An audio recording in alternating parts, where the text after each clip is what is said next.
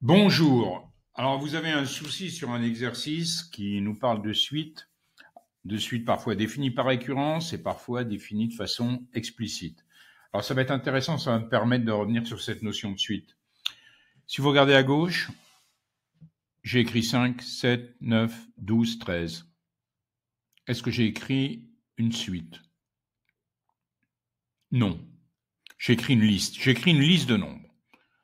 Il y a 5 nombres que j'ai écrits. C'est une liste de nombres. On va parler de suite de nombres en mathématiques quand on aura une suite qui sera infinie. Toutes les suites de nombres, par définition, elles sont infinies. Supposons que je définis tout en haut à droite une suite de façon explicite. Ça veut dire que la suite que je vais donner, la suite dont je vais donner la formule, cette formule, elle dépendra que de n. N, ça sera le rang occupé par le terme. Donc, par exemple, si je prends la suite qui démarre à 1, 3, 5, 7, 9, je peux la définir explicitement comment? Un, c'est 2 fois n plus 1. Pour n décrivant tout n. Si vous prenez n égale 0, 2 fois 0 plus 1, ça fait le premier terme, 1.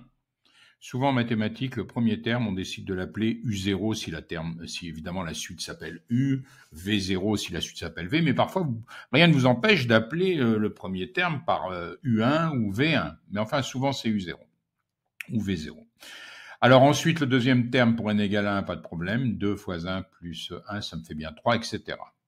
Donc vous voyez bien que j'ai défini cette suite explicitement, de façon directe, en vous donnant directement la valeur du terme, en fonction de son rang, c'est-à-dire de sa numérotation, si vous préférez, dans la suite. Regardez maintenant une suite Vn que je vais définir autrement. Je vais vous dire que Vn plus 1, c'est Vn plus 2. Ça veut dire quoi? Un terme, je le définis par celui d'avant. Vn plus 1, c'est le terme d'avant plus 2. Alors, il faut que je vous indique où ça commence. Parce que c'est comme un domino. Il faut un domino de départ, et puis petit à petit, je vais vous construire tous les dominos les uns derrière les autres. Alors, V0 égale 7. Si je démarre à 7. Le suivant, c'est 9, puisque 9, je le fabrique à partir du 7 en ajoutant 2, etc. Là, Vn est défini par récurrence. Donc, la question qu'on vous pose d'ailleurs dans l'exercice, on a une suite qui est définie explicitement, et on vous demande de la définir par récurrence. Dites donc, si vous regardez la première suite, UN que j'ai définie, elle était définie explicitement. Mais vous voyez bien que pour aller de 1 à 3, vous ajoutez 2, pour aller de 3 à 5, vous ajoutez 2. Donc, vous pouvez aussi la définir de façon par récurrence. Le premier terme, vous allez décider que ça sera 1, et vous allez dire qu'à chaque fois, vous ajoutez 2. C'est-à-dire que notre première suite, là, qui était définie explicitement, UN, je peux aussi la définir par récurrence. C'est un peu l'exercice que vous avez.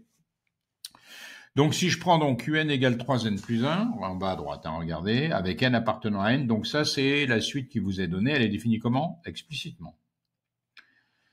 Si vous exprimez UN plus 1, c'est bien 3 fois n plus 1 plus 1. Autrement dit, 3n plus 1 plus 3. Donc, UN plus 1, c'est bien UN plus 3. Vous êtes en train de la définir par récurrence.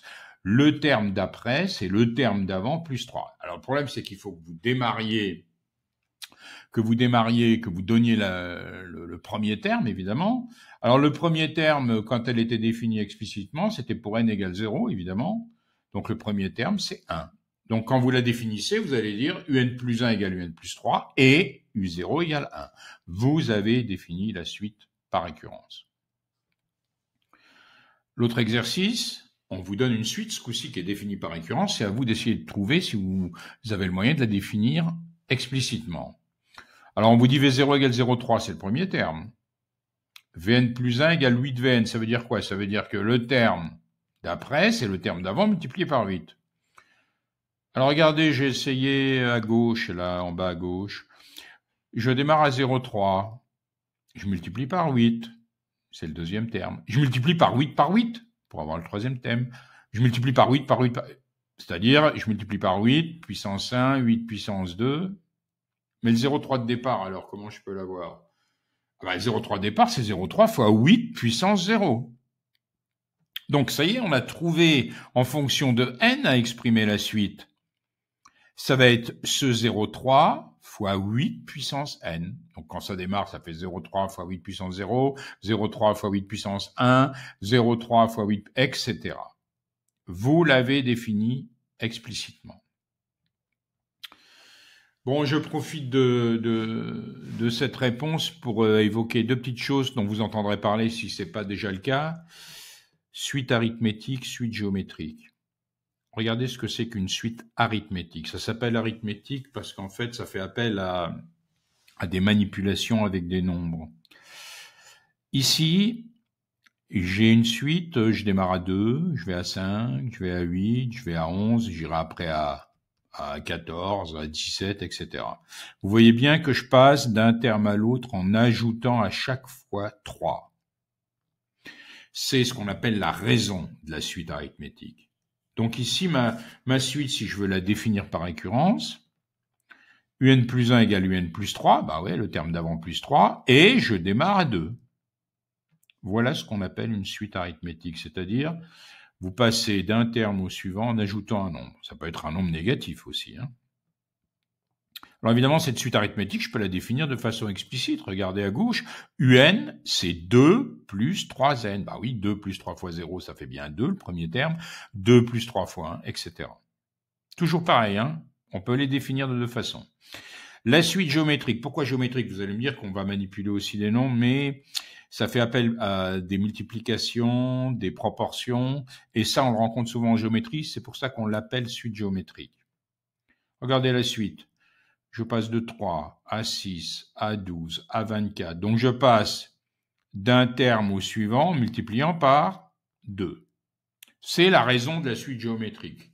Pour passer d'un terme à l'autre, vous multipliez par un nombre.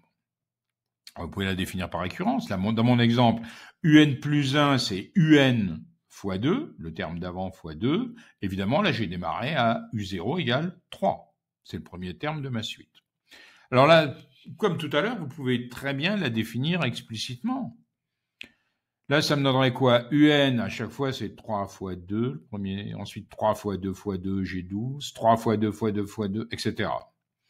Donc, vous vous retrouvez avec un égale 3 fois 2 puissance n, avec n appartenant à n. Vous avez remarqué, à chaque fois, je dis avec n appartenant à n, parce qu'on peut aussi imaginer une suite, on dirait n appartient à n étoiles, par exemple, si on veut pas de 0.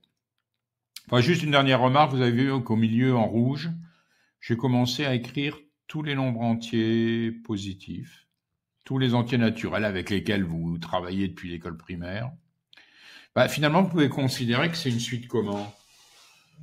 C'est une suite arithmétique. Vous passez d'un nombre au suivant en ajoutant 1. Alors, et quelle raison alors? Ça serait une suite arithmétique de raison 1. Voilà. Alors, n'hésitez pas à me relancer en cas de besoin.